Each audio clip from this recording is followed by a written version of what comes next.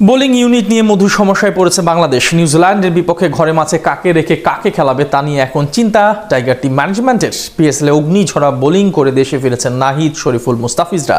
অন্যদিকে skill camp থেকে শুরু করে প্রস্তুতি ম্যাচ সবখানেই আগুন ছড়িয়েছেন তাসকিন আহমেদ। তাই তো একাদশে এখন রাখা হবে কাকে তা নিয়ে চলছে জটিল হিসেব নিকেশ। কিউদের বিপক্ষে প্রথম ওয়ানডেতে তবে কেমন হচ্ছে টাইগারদের পেস ইউনিট, তার বিস্তারিত প্রতিবেদনে।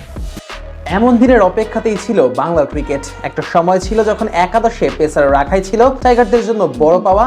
এখন সময়ের পরিক্রমায় তা বদলে গেছে। উল্টো এখন বাংলাদেশকে পড়তে হচ্ছে মধুর সমস্যায়। কাকে রেখে কাকে খেলাবে সেটা নিয়ে এখন ভাবতে হচ্ছে টিম ম্যানেজমেন্টকে। এত পারফর্মারের ভিড়ে একাদশে পেসার হিসেবে কে খেলবেন সেটা নিয়েও দ্বিধায় পড়তে হচ্ছে কোচ ও অধিনায়ককে। মাশরাফি বিন মুর্তজার হাত ধরে বাংলার ক্রিকেটে পেসারদের গল্প লেখার শুরু। এরপর সেই গল্পে একে একে এসেছেন মুস্তাফিজুর রহমান, তাসকিন আহমেদরা।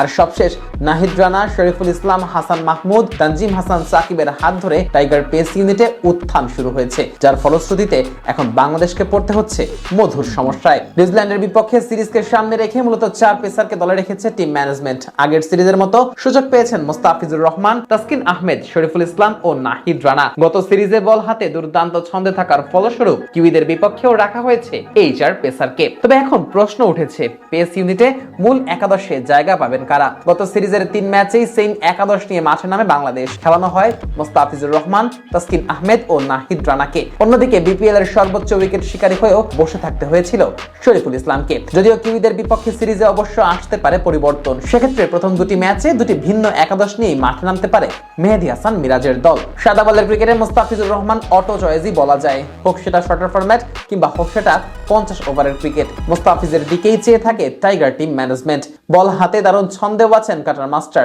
পিএসএল এর মঞ্চে দেখিয়েছেন নিজের বাঁ হাতের জাদু।